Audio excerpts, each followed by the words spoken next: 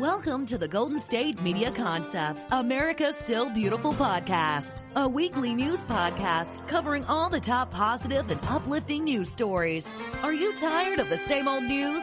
Are you sick of the seemingly endless political spin and negativity? We cover stories that will inspire, uplift, and remind you of the good in the world. Tune into the Golden State Media Concepts, America's Still Beautiful podcast to get all the great and positive news stories of today.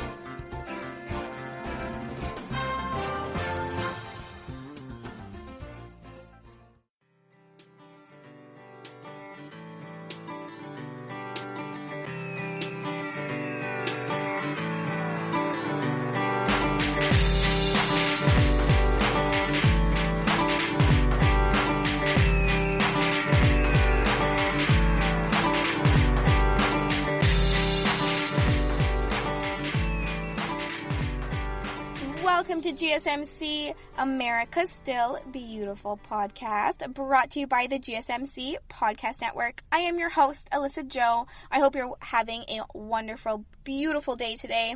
I thought I would start today's episode, for all you animal lovers out there. I have two stories involving some dogs, and I think it might put a smile on your face.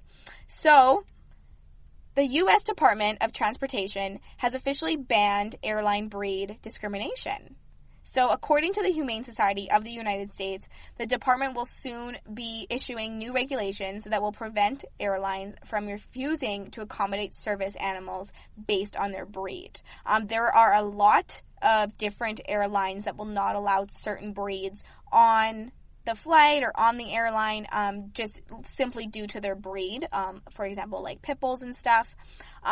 This really came after a follow-up of Delta Airlines because their decision over the summer was prohibiting pit bull type dogs on their flight, despite how, the company only recently abandoned their ban against emotional support dogs on flights longer than 8 hours.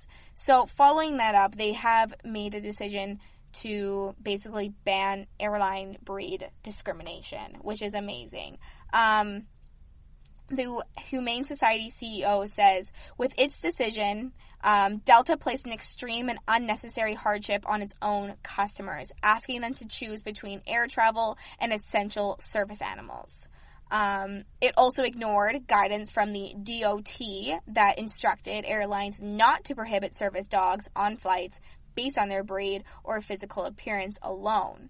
So the DOT confirmed that guidance in its announcement today and stated that it is not aware of nor has been presented with evidence supporting the assertion that an animal possesses a direct threat simply because of its breed.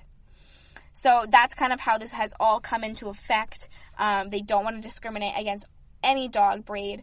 The regulation has not been officially formed. It is the latest in a long list of U.S. initiatives to end breed discrimination on a municipal and state level, of course. So it's particularly against pit bull breeds because that is the one that is discriminated against the most. But there is, in fact, absolutely no evidence that pit bull dogs have more aggressive intentions or tendencies than other breeds. And they're actually being seen increasingly more as seeing eye and hearing dogs, just as physical support dogs, for balance and mobility, a medical alert dog responding, all these different things. They're actually finding more pit bulls are becoming these dogs, and they need to make sure that they are allowed on the airlines and people are allowed to fly with the dogs that they need, right? Because these dogs can help so many different health things, even oncoming seizures, low oxygen levels, support animals for individuals, for so many different stuff, like physiological conditions, such as PTSD, all those different health things, and these service dogs really do help them. So it's definitely cool to see the U.S. Transportation Department take a step forward to making sure that all breeds are not discriminated against and they're all allowed on all flights. But my next story is about a very, very clever canine. He saved himself basically by alerting pet store employees that he had been dog-napped. So his name is Vango. He's a 5-month-old Australian Shepherd, and he was brought into a pet store. So the employee that was working, he was also a dog trainer, working at the pet store that was there when Vango came in. He was chatting to the couple that had him there, right? And he started to become a little bit more and more suspicious because they failed to tell him, answer simple questions that he was asking, like how old is Vango, what kind of food he ate, how much they paid for him. And the dog was actually really barking and kind of poking at the employee. The dog really wanted attention. And so the employee was giving the dog treats, but he was continuing to bark. So this employee continued to talk to the couple while one of his coworkers ran some internet searches on missing dog reports. And sure enough, they actually found a picture of Vango. He was reported missing actually only 2.5 hours earlier that day. And then this employee kind of, looked at the picture and really thought about it. He actually recognized Vango from an obedience class that the pup had undergone at the store in the past. So at this point, once he's kind of made this realization about the class and saw the report online, he said, "Vango, come." And Vango started jumping up and down, along with his... So basically, his barking and his poking was him trying to say, "Hello, I'm not the dog they say I am, help me," kind of thing. So one of the alleged dog nappers was a pregnant woman who insisted that they found Vango in the woods earlier that day. And she told the employee that she had planned on keeping him as a service dog since she couldn't afford a trained canine to help her with her poor health. But the employees did convince the couple to let go of Vango and to give him back. And then they were able to call the pup's owner and, told her that the dog was safe and sound. The owner was absolutely thrilled. She said that he must have been dog napped earlier that day after she let him out to pee in her fenced backyard. And then she looked back to check on him, and only a few minutes later, he had disappeared. So she was very confused, and he was not microchipped yet. So she immediately started posting on her local social media pages. And then she filled out a police report. And then later on that day, the employees at the store called her. So they put this out to the media just to hope that, the owners will get their dogs microchipped, because right after this, she did go and get little Vango microchipped to make sure she's not going to lose him again. They put the story out to the media to make sure that owners take that extra step to get them microchipped, because you never know what's going to happen. But what a smart dog, kind of poking at the employee to help him. Super cool. Now, speaking of also social media helping, Karen Harris has been reunited with her long-lost father after 56 years apart. And this is all because of the suggested friends tab on Facebook. Yes, so social media has done it again. They have Facebook has helped so many people. So she was adopted as a little girl in the early 1960s. Her parents were teenagers when they had her. So when she turned 18, she reached out to the adoption agency, seeking to track down, her own birth parents. She basically knew nothing about her biological family. A social worker was able to share with her some details that they could, and Karen did manage to find her mother about 10 years later, after she actually had a child of her own. And then when she was trying to find her father, she knew, he was an electrician, and that his name was Trevor. But with such little info, she failed to track him down, and she did look for quite some time. And then decades later, Facebook came to the rescue. With the suggested friends tab, basically. So Karen actually lived 350 miles away from her father, but she found this profile with her suggested friends and started scanning the online profile and history. She realized, it might indeed be looking she might indeed be looking at her father. Crazy. So she did reach out to him. They chatted for several weeks before meeting for the first time. And then, of course, they had a very emotional reunion. But they said they felt like they knew each other forever and that it was just so surreal, actually meeting him. Like, the chances of actually meeting him were so slim. And for, social media, for Facebook suggested friends to be the reason that they were reunited, definitely a cool story. She actually was even introduced to her 2 long-lost cousins as well, so she was able to kind of reunite with a bunch of her family. She says those who are adopted can understand that the moment when you first see someone other than yourself in a mirror that has your cheekbones, your eyes, your chin, it is something that someone who isn't adopted probably can't relate to or understand, but it changes the way you look at the world. It is time for a break, though, but don't go anywhere, because when we get back, I have some more amazing feel-good stories for you. So stay tuned. The GSMC Life and Happiness podcast takes you on a journey of exploration. We'll discuss tried and true methods alongside the latest trends of how to best live your life to its fullest and happiest. From psychology to meditation, science to self-help books, the GSMC Life and Happiness podcast will help you to discover what makes you happy and how you can live life being the best you possible. Download the GSMC Life and Happiness podcast on iTunes, Stitcher, SoundCloud, Google Play, or anywhere you find podcasts. Just type GSMC in the search bar.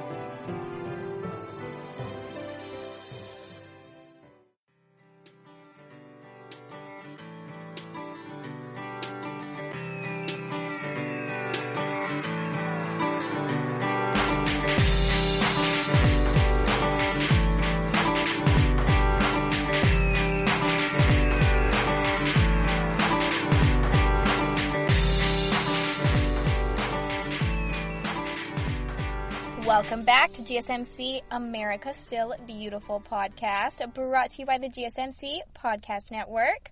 I am your host, Alyssa Joe. So I do have another story for all you animal lovers out there. Motorworks, a brewing company in Florida, they're called Motorworks Brewing. They're working to help dogs find their forever homes by putting their faces on beer cans.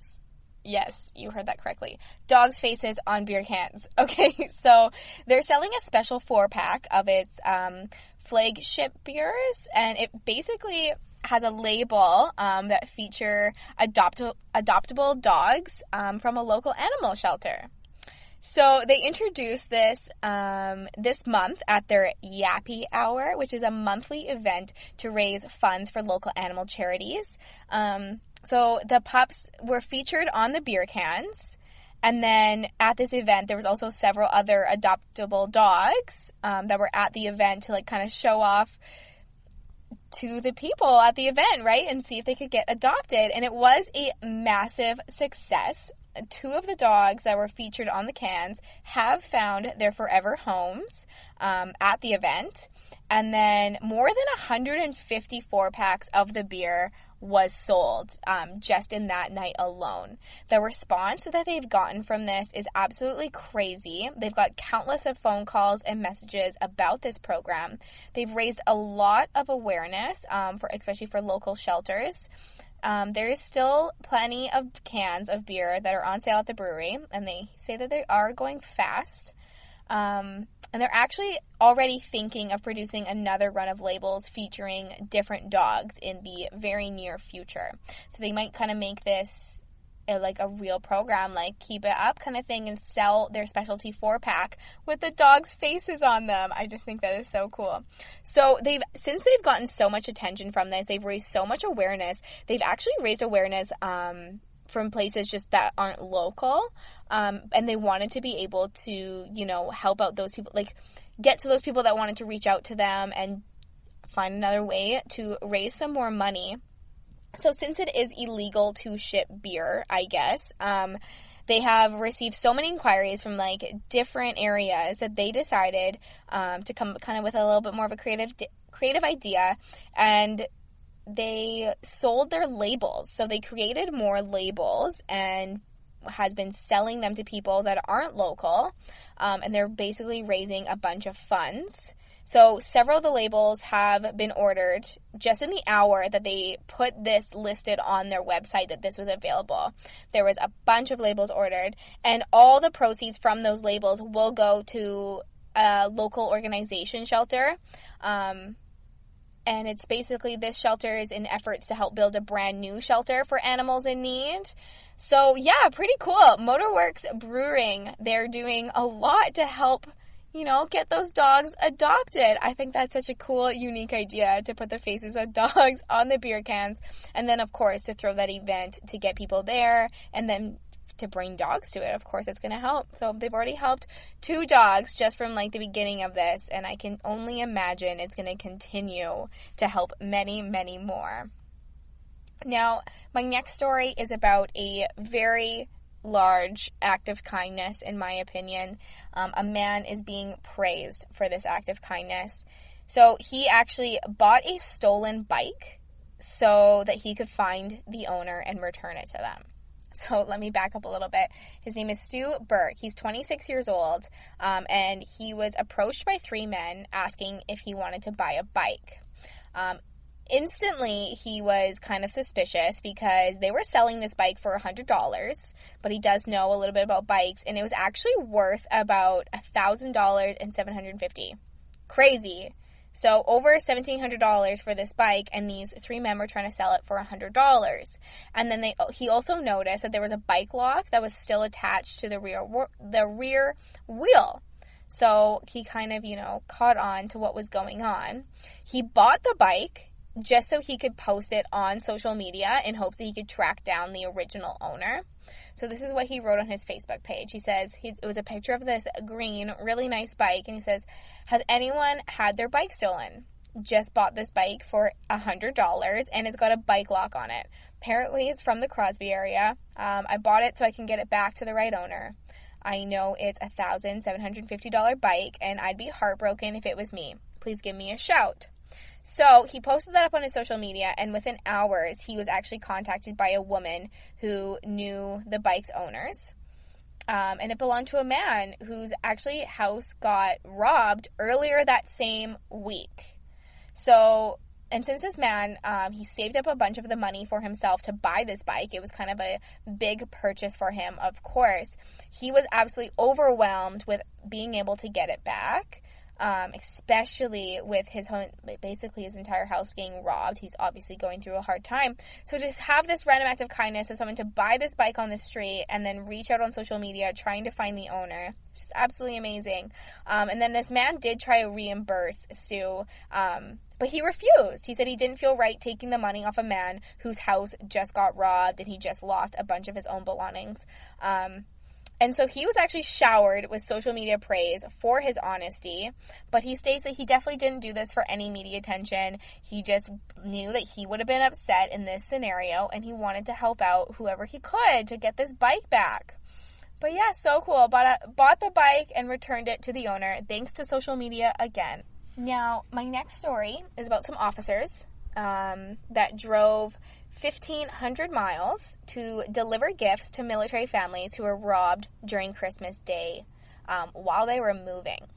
So the California Highway Patrol officers, they drove more than 1,500 miles to Washington State to spread a little bit of this kind of post-holiday cheer. So they brought presents to all the military families who basically got robbed on Christmas Day. So 3 different military families were on active duty relocation, and they had all of their possessions stolen after their moving truck was taken in Stockton, California on Christmas Day.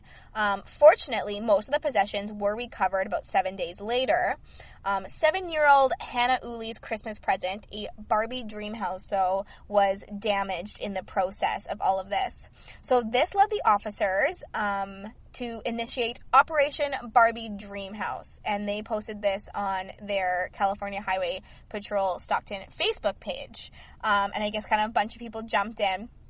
So they decided to deliver toys and gifts to Washington State to all the families that were victimized on Christmas Day during this. They wrote on their Facebook, "We're hoping this will help provide some reassurance to these families that we support our military and are sorry this happened at a time when families should be celebrating." So they took to Facebook and posted that, and Hannah was very happy to get her Barbie dream house, and of course those families were just so grateful to have these officers drive so far to give them these gifts. Now, it is time for another break, but don't go anywhere. I do have a couple stories that are definitely going to put a smile on your face today, and I look forward to sharing them with you. Tired of searching the vast jungle of podcasts? Now listen close and hear this out. There's a podcast network that covers just about everything that you've been searching. Hey! The Golden State Media Concepts Podcast Network is here. Nothing less than a podcast bliss with endless hours of podcast coverage. From news, sports, music, fashion, cooking, entertainment, fantasy, football, and so much more. So stop lurking around and go straight out to the Golden State Media Concepts Podcast Network. Guaranteed to fill that podcast itch.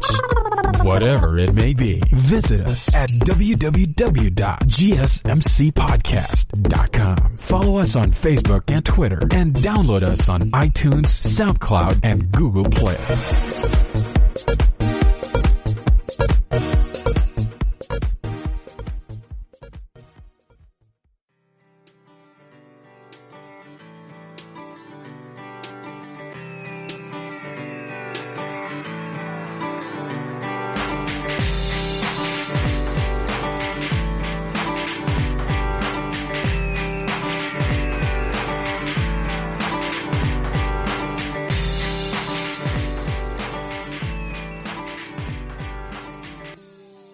Welcome back to GSMC America Still Beautiful podcast. So my next story is about a teacher in Virginia. Her name is Karina Reamer. She is passionate about teaching students to love to read. And she has done exactly that. So she herself, Karina Reamer, she's paid for an entire 1,000-book library from raising money on the internet. Each fall, she pens a letter to her 11th grade English class at T.C. William High School in Northern Virginia, and she tells the students who she is, you know, where she's from, the jobs that she's had, you know, which TV shows she favors, that kind of stuff. And then she asks for a reply. And she says that she reads every single letter from every single student. So over the next few weeks, she comes with about 3 to 5 books for each kid, and they sit down face to face and they read, and they kind of go through it. And she's dedicated to making these kids fall in love with reading again, and really enjoy what they're reading. So she likes to pick books that her students can relate to, characters that, you know, resemble her students or practice their religion and speak their language. You know, she doesn't think that there's a lot of books that are incorporated in schooling or just in general that, you know, kids can really connect to and get excited about. So that's what she's passionate about. She's passionate about getting kids excited to love reading. And, like, that really starts with, you know, having them a connection with the things that they're reading, the characters in their book, you know, the religion, the language, like she said, does a huge difference to get someone excited and interested in a book. She sees really early success in these students, you know, who didn't like reading at all, who are now getting very excited about their reading and the stories and everything that they're learning. So she basically kind of picks like personalized selections, and she likes to read out loud to the students as well. So in the 4 years since she began teaching at the Alexandria campus, her students, who are all immigrant or international students with limited English, have an average achieved 2 years worth of reading progress each year. So that number is actually pretty high, but she's at this kind of rare, bright spot at the moment when children's reading proficiency is actually plunging nationwide. A study released last year by the National Center of Education Statistics found that 2/3 of 4th and 8th graders in the United States do not meet basic federal standards for reading proficiency. capping a decade's worth of poor performance, basically. So these numbers for her to get the progress in these students, it's absolutely crazy. It's definitely super beneficial. She's definitely making a difference. And that's because she's going above and beyond and making sure that these children are finding and reading books that they're actually going to be interested in, that they're actually going to make those connections with. Because when you're connected with something, obviously you're going to have, you're going to be more interested in it, right? When you can relate to something. So that's what she does. She sits down with each student and makes sure that she picks books that they're actually going to enjoy. And of course, you're going to get better at reading when you actually want to read because you're interested in this story. So her goal is to empower kids, to really take control of their reading and their learning, and choose what they do want to read and what they want to relate to and, what meets, their basic needs for those things. She estimates that she garnered, roughly $10,000 over the past 3 years just by soliciting donations on the website. So she uses this website called Donor Choose, and she's just been kind of getting donations from all over. About 5,000 of that came from grants and from a parent-teacher group, but she raises this money so she can build this library. So she has this great, broad library to share with all of her students, which is pretty amazing. So, and of course, you need to raise the money to buy those books, and especially to have so many that are going to fit so many different personalities and characteristics. It's really important. So she's really going above and beyond. She started her first fundraiser just about 3 years ago because she wanted to build a book collection tailored specifically to her students. They all kind of were at different reading levels, and so she needed to buy a lot of books at different levels that are going to tailor to, like I said, different personalities, different characteristics. So she kind of hoped to collect stories, featuring diverse characters as well, since a lot of her students are international. And so she did this founding of the nonprofit We Need Diverse Books. That's what it's called. Pretty cool.